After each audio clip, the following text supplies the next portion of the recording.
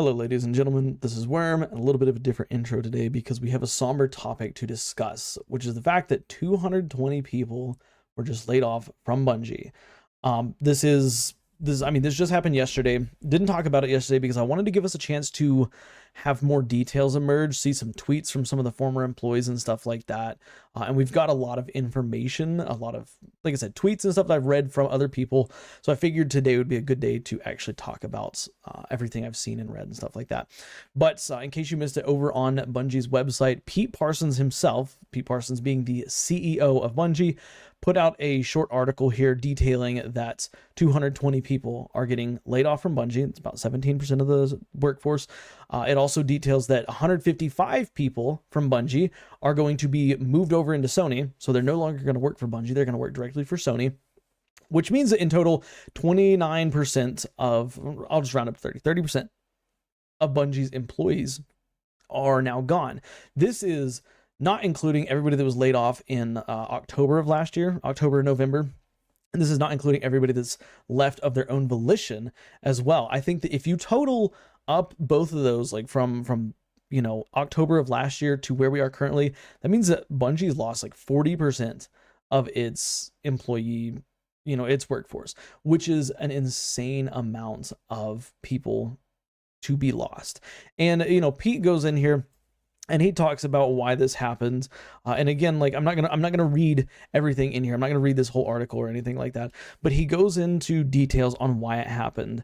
And he says that, I'll read one sentence actually. For over 5 years, it has been our goal to ship games in 3 enduring global franchises. To realize that ambition, we set up several incubation projects, each seeded with senior development leaders from our existing teams. So what this goes on, what Pete goes on in details in here is that Bungie, over the past few years, they had only one project, which was Destiny, and they wanted to branch out. And he actually specifically says in here that they were overly ambitious, and they tried to set up too many projects. And what happened is you took too much workforce away from Bungie, put it towards these other games, or I'm sorry, towards Destiny. Too much workforce from Destiny, put it towards these other games, and those games they didn't pan out. Lightfall didn't pan out, stuff like that.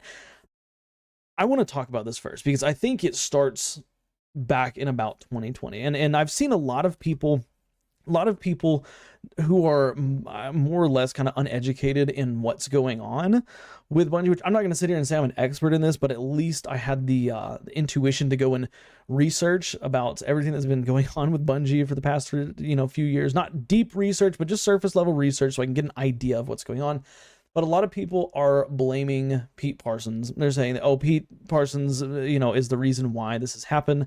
I can't find any specific details on what Pete Parsons has done outside of risk taking, which that's exactly what CEOs are for. They're designed to be risk takers, and we'll talk about that risk here in just a second.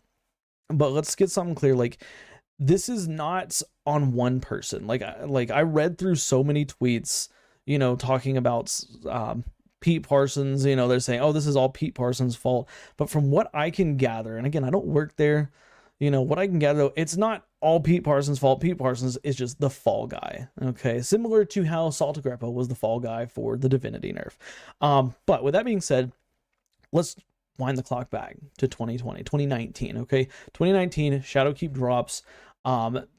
It was a great DLC. It wasn't the best, but it was a good DLC. And as 2019 carries on, we get to November, December 2019, all of a sudden, COVID starts happening. And, it starts out in China, then it spreads across the world. Next thing you know, March of 2020, the world is shut down completely. Okay? People couldn't go to grocery stores. You couldn't go out and go clubbing anymore, stuff like that. So what happened in 2020? Naturally, the video game industry had a major boom. It was a great year for video games because so many people are staying at home. They're playing video games. People who never played Destiny are picking up Destiny, buying DLCs for it and stuff like that. People who never played video games are getting into video games just, all around. I remember looking at the Steam charts and seeing in 2020 how so many people started playing Destiny 2 in 2020. Right, so that was a major booming year for Destiny 2.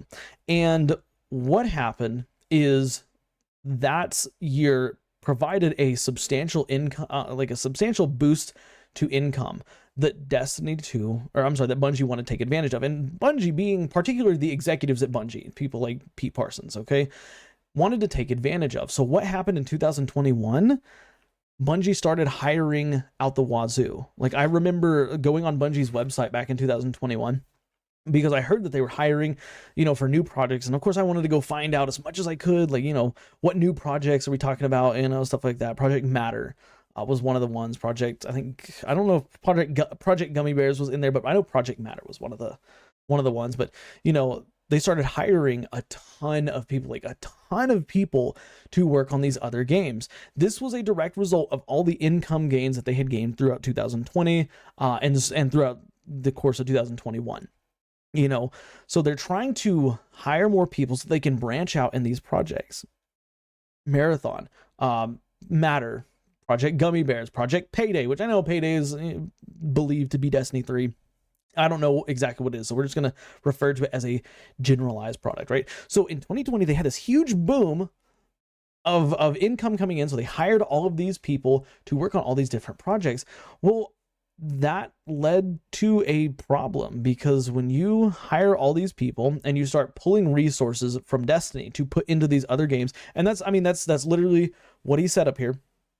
Remember, where was it at? He said to realize that ambition, set up several incubation projects that seeded with senior development leaders from our existing teams. Remember, their existing teams was Destiny only. So when Project Matter came along, Project Gummy Bears and Marathon came along, they're pulling people from Destiny and they're putting them into these other games. So that obviously led to the decline of Destiny. Well, the problem with this is that Destiny was the only cash cow. It technically still is. It is the only cash cow that Bungie has. So they're pulling resources from Destiny and they're putting them towards these other games. And that's kind of where the mistake started being made. And I talked about this last year. I think it was last year. But I talked about this last year, when Marathon was rumored and stuff, Bungie's going to do Marathon. I said, hey, I'm not going to sit here and say Marathon's going to be bad. I'm not going to sit here and say I hope it fails or anything like that. But I did urge caution that Bungie, if they put too much into Marathon, they're going to make Destiny 2 suffer. And that's kind of what happened. I mean, look at Lightfall and stuff like that. But moving on from there. So they hired all these people. They opened up these other projects, and Pete Parsons, he goes in here and he details that this is exactly what's caused the problems. Okay, because they realized basically by the time it was too late that they had hired too many people, that they had spread out their projects too much, that Destiny 2 was not as much of a cash cow as they thought it would be, and that money from COVID had kind of run out. Like all that that surplus income and stuff had run out. So now you're left with a bunch of projects that basically you didn't have any time to work on. Matter was scrapped. For example, Project Gummy Bears, I'm not sure where that one is currently. We know Marathon is still going to be an active game. And here's the thing, guys, like I don't blame Bungie. I don't blame Pete Parsons. I don't blame anybody for wanting to have more projects. Like what game developer would want to have just one game that they coast on for years? And I know somebody's going to say something like Elder Scrolls Online. No. Okay. Most game companies want to have multiple games. That way, if the final shape drops, if Destiny 2 is the final shape drops and players fall off because they've seen the saga through, so they're done with it now, they still have something to rely on. So I don't blame Bungie for wanting to go out and have these other projects in the mix at all. Like I think that was a decision that was a good decision that Pete Parsons and all those executives at Bungie could have made. But at the same time, where did they make the mistake? They made the mistake of instead of just focusing on one new project, they tried to focus on several new projects. And that is what ultimately led to where we are now, because they had to start paying people out. They were, the only income source they had was from Destiny 2. Destiny 2 wasn't panning out all that great. Like Destiny 2, it was good, 2021, 2022, the Witch Queen and stuff like that. All those were good, but that wasn't making enough money to support all these projects. And instead of scrapping them a lot sooner, they tried to hold on to them for as long as possible until we're at a point now where it's like, okay, we just don't have the money to do this. Like I guarantee you Bungie's financials have been in the absolute bottom of the toilet for the better half of probably 2 years now. Okay. But I think that they're scraping by there. They really are trying to do everything they can to keep the game, to keep their company afloat without having to fire people. Like, guys, I know that everybody likes to demonize, and say, oh, like they just fire people left and right. Like, I don't think that they choose to lay people off, as I don't think that's an easy decision to make. And I do think that they have put forth all the efforts that they can to keep people on for as long as they possibly can. Unfortunately, due to those poor decisions that upper management made, in terms of making new projects and stuff, that's caused the game to suffer. And that's what we're seeing here, is more of that suffering, because the executives chose a bad gamble. Okay, again, I don't fault Bungie for wanting to have more than one game, but they went from one game to try to have like 4 games, and that's what happened. Bungie did not fire these people because Pete Parsons didn't take a pay cut. Bungie did not fire these people because they, wanted to give their executives more money. Like, Bungie fired these people, or I shouldn't say fired, laid them off. Bungie laid these people off because their financials are at the bottom of the toilet. Okay. And I mean, that's kind of as far as I can, that's as far as I can go with that. We had COVID happened, booming year. Then, time goes on. In 2023, I think, he says right here, in 2023, a rapid expansion ran headlong into a broad economic slowdown and a sharp downturn in the game industry. That sharp downturn in the game industry was literally people having to go back to work. Like no longer was, teleworking or, staying at home an option. Like, the world basically opened back up. That's the sharp downturn for the game industry. They also mentioned their quality miss with Destiny 2 Lightfall. I think that the reason they missed with Destiny 2 Lightfall is because they had people working on other projects like Marathon and Gummy Bears and all this other stuff. Like, had they just had a team for Marathon and said, hey, we're going to take some of our workforce, go work on Marathon, but that's going to be our only other project, I don't think we'd be in this mess. Like, if they had made that decision, Lightfall would have been good. If Lightfall was good, like, I don't know if we'd be where we are as of right now. Like, the Final Shape was really good. Okay, like, there's no question about it. The Final Shape was a really, really good DLC, but at the same time, like, I think so many people had been burned by Lightfall that building that hype for the Final Shape wasn't to the level that it could have been if Lightfall was a good DLC. But yeah, back to what I was saying here, sharp downturn in the game industry. Like, that's literally people just having to go back to work. That's when that's bonus money that you got from people staying home really started tapering off. Like, 2020 was at its peak. You had tons of people staying home. Then as 2021 went along, less people were staying at home. 2022, even less people were staying at home. By 2023, the number of people that are staying at home, that couldn't go to work, couldn't go out and do stuff, is like in the single digits, I would say, in terms of percentage. Like, as a percentage, was in the single digits. So, like, that was the sharp downturn. And unfortunately, they made some bad decisions. They made some poor risk-taking decisions. And again, that's what a CEO is supposed to do. Like, a CEO is a dedicated person that is the chief executive officer. They're the ones that are in charge of calling shots, okay? They're not an owner, though. They don't just get to say, hey, we're gonna, do whatever I say. Like, it's not like that. Like, there is a board of directors. So, Pete Parsons, he takes the brunt of the force, but there are several other people involved in making these decisions and stuff like that. So don't think it's just Pete Parsons. But also, I think that's, I think their intentions were good, trying to branch out into other games so that they had more sources of income. Because imagine if they had succeeded. Imagine if, Lightfall was good. Imagine if Final Shape was good, obviously. Imagine if Marathon launched when it was supposed to, which would have been, I believe, this year. I think Marathon was supposed to launch in 2024. That brings a whole new player base to Bungie. That surges them with even more money. Then some of these other projects are released. Like, they're getting more and more money and stuff like that. Like, that was the other side of the risk that was taken. They had the potential to do that. Unfortunately, it just didn't work out for them. But yeah, I think that's, I think it sucks that all these people lost their job. And I think that it sucks because, like, again, this is poor decisions on a management part, but I don't think that it's necessarily can be boiled down to like one specific person or one specific action that was done. Like, I think that it's just a course of 5 years of a lot of uncertainty and a lot of, hopefulness for the future that didn't pan out the way that they wanted it to. And yeah, that's kind of my thoughts on it. In terms of where we're going. And, I said some of the positives and the negatives. We talked about all the negatives, basically. Some of the positives, though, in this note, or in this article, the very first, I think I read it earlier, but in the very first paragraph, it says, it has become clear that we need to make substantial changes to our cost structure and focus development efforts entirely on Destiny 2 and Marathon. This means that Bungie is no longer going to be working on those side projects. They have realized, even though it's too late, they fired a bunch of people, they realized that Destiny and Marathon are the only games they need to be building and focusing on. And does this mean forever? No, I don't think this means forever. I think this means as of right now, they realize that Destiny is their moneymaker. That's where 70 to 80% of their workforce should be. Marathon is growing and stuff like that. It's looking to launch, I think, next year, right? 2025.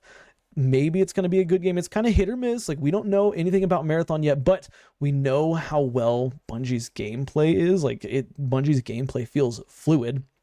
Marathon's going to be a extraction shooter, which, again, I think that Bungie also is aware that, the extraction shooter phase of gaming has kind of died down. Like, the hype for it has kind of died down.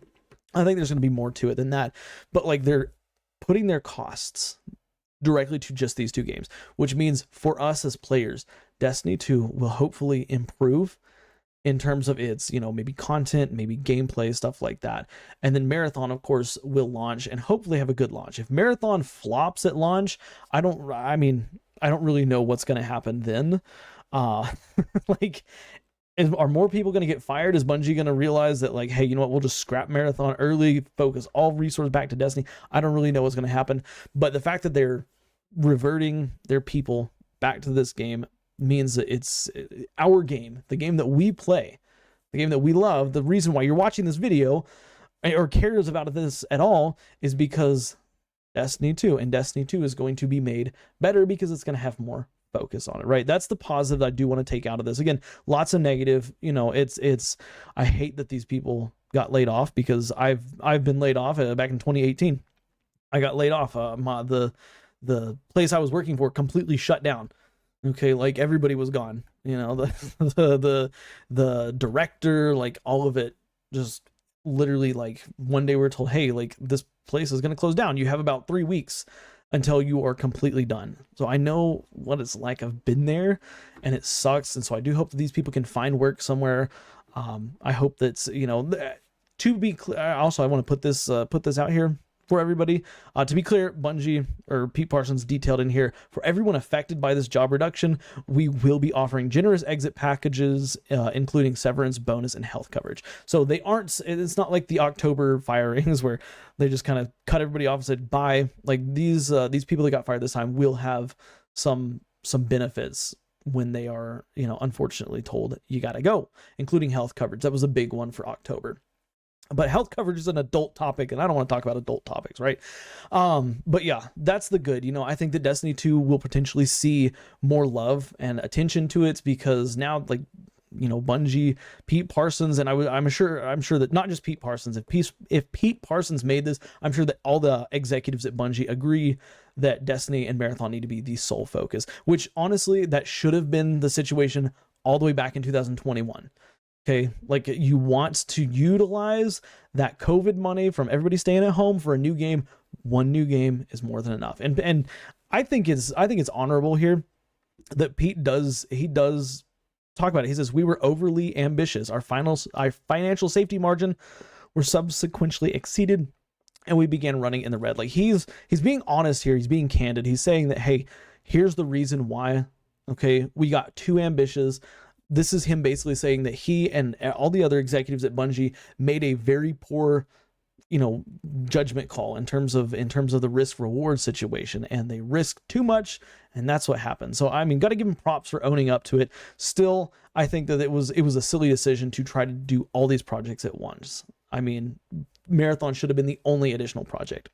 With that being said, this has gone on long enough. I've talked for long enough.